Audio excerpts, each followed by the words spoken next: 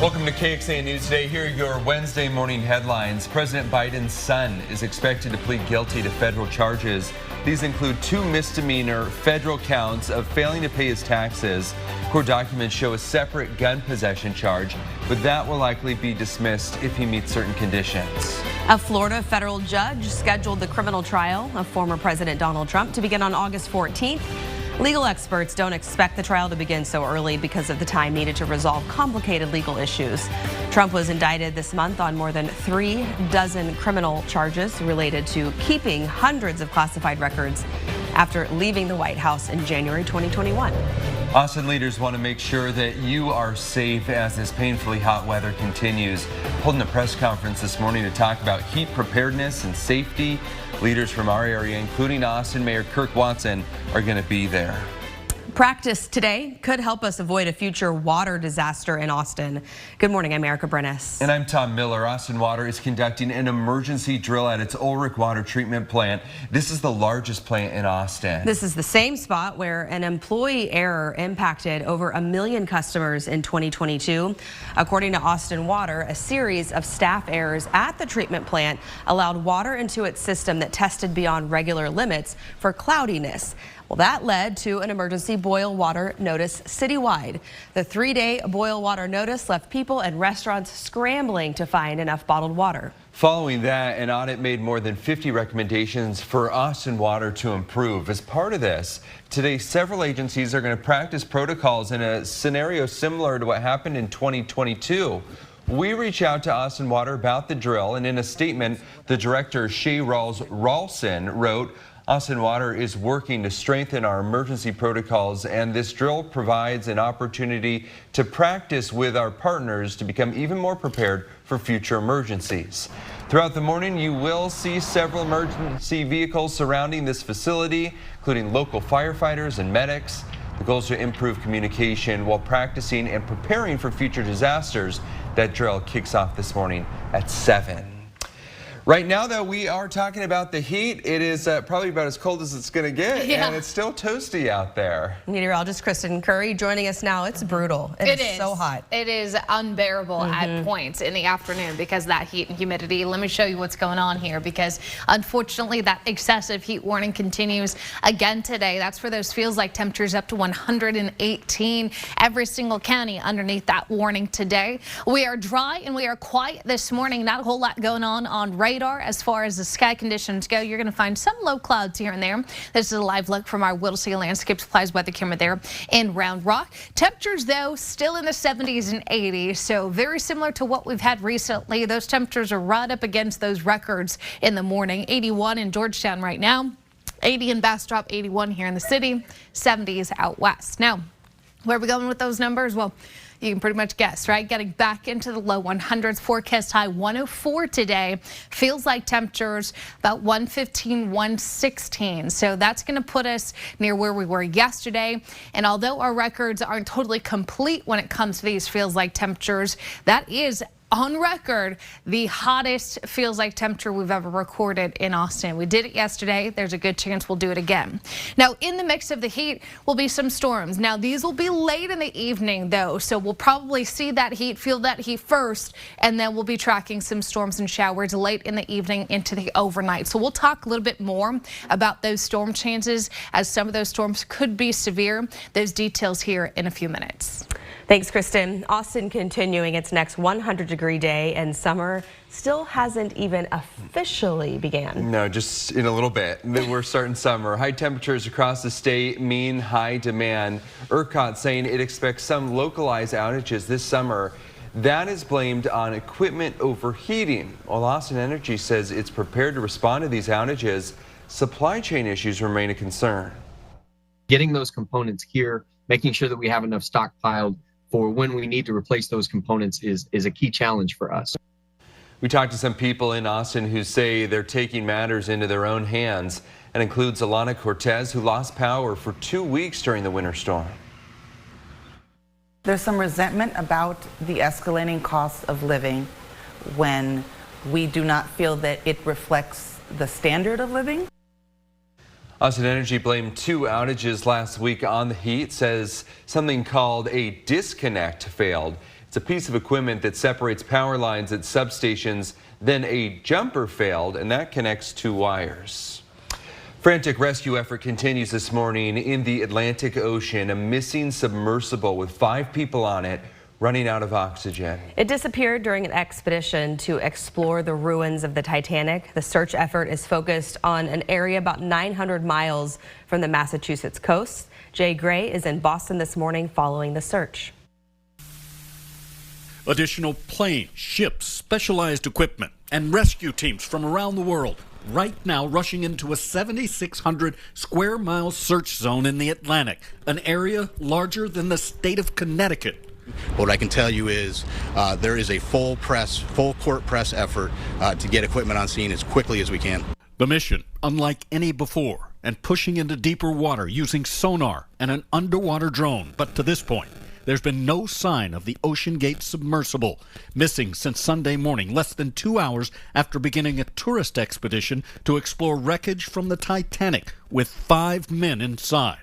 The pilot and Ocean Gate founder and CEO Stockton Rush, British businessman Shahazda Dawood and his son Suleiman, French diver Paul-Henri Nargeolet, and billionaire adventurer Hamish Harding. The text I got was, "Hey, we're headed down to Titanic today, exclamation point." That text from Harding to his friend and former astronaut Terry Virts just before the journey began. I would assume they're stuck on the bottom in the mud or somehow entangled in Titanic. It's a search and rescue mission. So first of all, they have to find them. An effort that continues around the clock.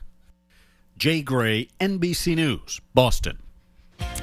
A former therapist's assessment of Raul Meza Jr. after he was imprisoned for murdering a child. Coming up, the conversations she says still haunt her. Williamson County working to keep the West Nile virus at bay. It keeps popping up. What the county's doing to prevent more mosquitoes. Good morning, a live look outside. This is up in Round Rock. Traffic is humming along there. It is going to be another warm one. We're talking to Kristen about what you can expect and that severe risk we could see.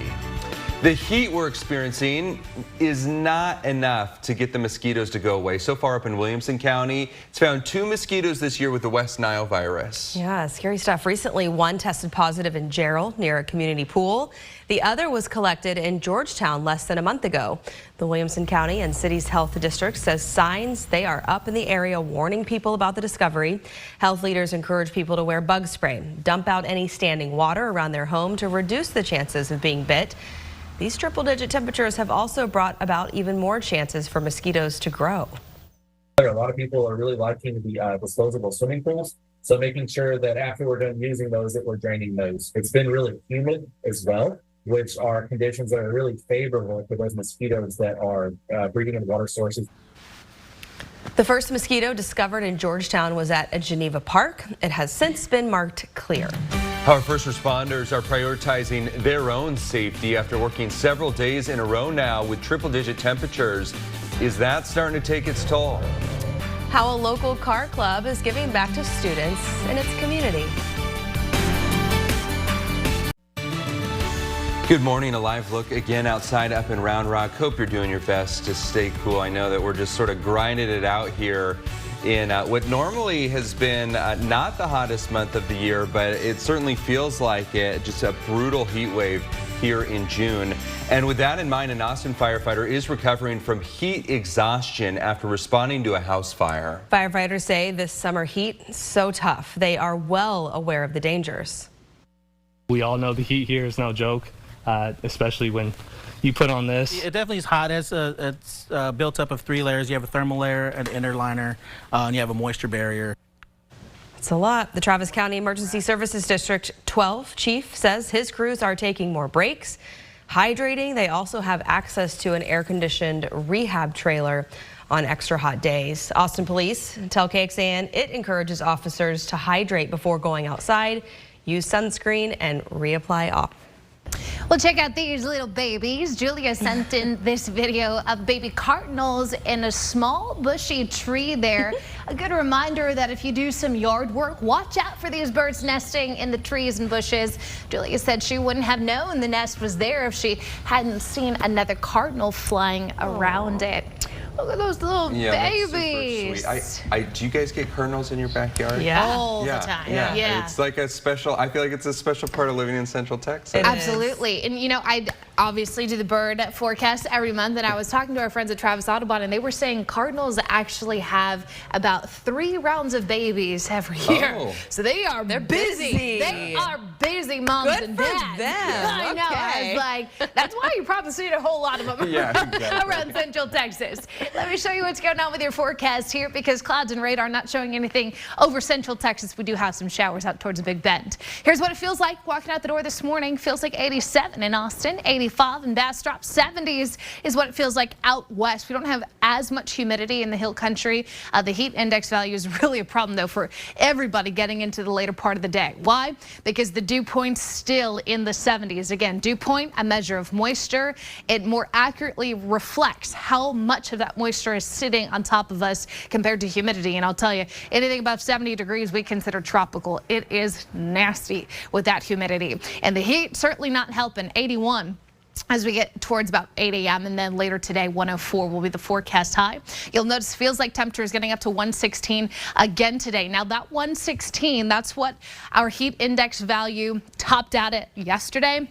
That on record is the hottest heat index value we've ever felt here in Austin. Now, our heat index records aren't quite as thorough as our temperature and precipitation records, but hey, you know what? This is not normal for us. We've been telling you about that over the last several days, so it's not a surprise to see that we're breaking records, not only in the afternoon, but with the feels like temperatures, with the morning lows. I mean, we've got parts of the state seeing the hottest temperatures they've ever seen on record. Your excessive heat warning continues across Central Texas through 9 p.m. tonight for this feels like temperatures about 110 to 120. As far as these storm chances go, this is mainly going to be this evening. I'm not expecting a whole lot between now and the afternoon. Maybe a few storms clipping the hill country, but I think we'll have a better chance coming in towards the later part of tonight. And I'm talking after sunset and later. Some of these storms being pushed down to the south and into the area. This is definitely more of the conservative model. We do have other computer data showing us more storms, so we want to be on the lookout for some of those strong storms later on today, really this evening, tonight, and overnight. It's a 1 out of 5 threat. I think the large hail and the gusty winds will be the primary concerns here, but it is going to be a 30 to 40% chance beginning around 5 p.m. So something to keep in mind if you've got late night plans. Temperature 104 today. Couple spotty storms possible again for your Thursday. Temperatures still hot, 100 degrees, but relatively speaking, Thursday, Friday, we're not going to be as hot as where we've been. So we'll probably see a mix of some areas underneath that heat warning, others underneath the heat advisory, getting back up to the 105, 106 territory Sunday, Monday as that high pressure scoots over and just keeps us hot, dry, and sunny into next week. Thanks, Kristen. This morning we have an exclusive deep dive into the mind of Raul Meza Jr. He's the man local law enforcement is calling a serial killer. Jury convicted Meza of murdering an 8-year-old girl back in 1982, and now he's facing murder charges in the 2019 death of his neighbor and the death of his roommate just last month. Investigators are also looking at ties to other unsolved cases. KXAN's Brianna Hollis and Dalton Huey spoke with Meza's former therapist, who assessed him from prison decades ago. She wanted to warn others he may seem charming, but the interview she conducted still gives her chills. That's what I learned meeting Raul, was that I was in the world of a completely different animal. In connection with 2 murders and believe he may be linked up to 10 more. I was watching the news and I remember his picture coming on. Vivian Lewis says she met Raul Meza working as a therapist within the criminal justice system. And tell us, what your experience was like with him. The parole board had asked me to do an assessment and evaluation of his danger to the community. She conducted that assessment while Meza was in prison for the murder of 8-year-old Kendra Page. What was he like? What was he like? He had what I would now call a false charm. He was very engaging, talkative, willing to explicitly describe his crime against Kendra. Lewis retired almost 10 years ago. Her interview about Page's murder still gives her chills. Iciest, most blood-curdling interview I had been in. Risk factors for violence are the factors that make a person more likely to commit the violence. Dr. Nancy Zars, a forensic psychologist, can't comment on Meza's case directly, but she gave us insight on how certain characteristics make someone more likely to commit crimes. And that is young age, male gender, past history of violence, antisocial / psychopathy, substance abuse, and serious mental illness. For Meza, some of these risk factors started when he was just a kid.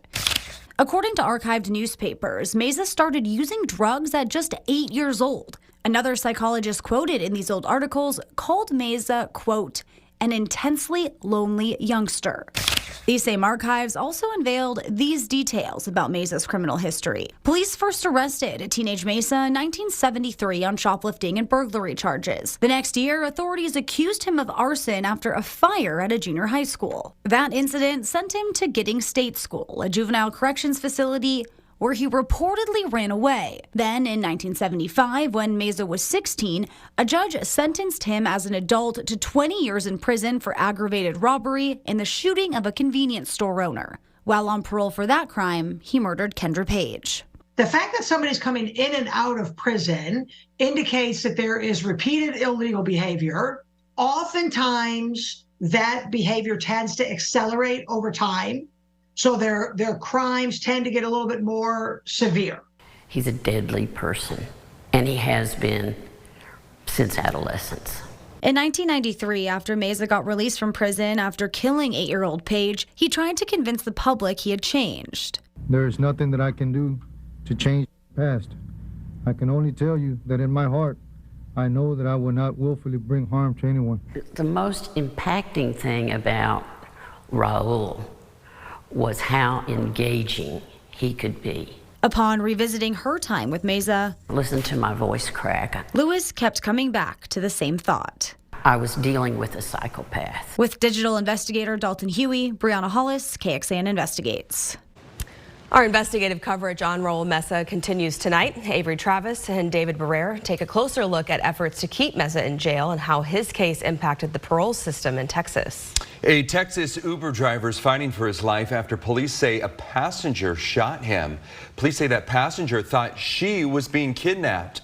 48-year-old Phoebe Copas was visiting El Paso from Kentucky when she got into the car of 52-year-old Daniel Garcia. At some point during that drive, police say Copas thought Garcia was taking her to Mexico, so she shot him. Investigators say it appears Garcia was not doing that. Garcia remains hospitalized. Copas is facing charges of aggravated assault causing serious bodily injury. This is KXAN Sports, brought to you by Thomas J. Henry. Good morning to you. Austin FC back at it tonight. Later start than scheduled, 8:30 at Q2 against FC Dallas. It is also the start to the second half of the season. First half didn't go so well. 17 matches, only 5 wins, including 2 consecutive losses before the open weekend, that last one at Kansas City. They have been ravaged by injuries since the opener. Still a little bit banged up, but hoping to get closer to full strength for a big stretch run starting tonight.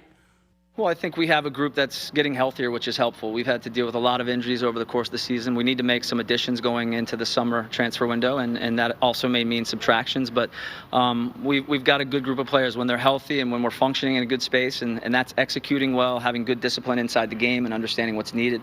We're more than capable of performing and getting results. So, going forward, having more consistency in our lineup, our roster, and certainly that adds to continuity. It's always nice to know that you're going to have your full roster of players back, hopefully sooner than later, because we need that depth with the amount of games that we had last month. Games coming fast. You do need a little bit of rotation, so having players coming in definitely helps the group get in more energized and ready. Again tonight at 8:30, and then on Saturday night, scheduled start back at 7:30 when Houston comes to town. Thanks for joining KXAN News today. You can also listen to KXAN News Nightly every weekday after 5:30 p.m. for in-depth coverage on what matters most to you.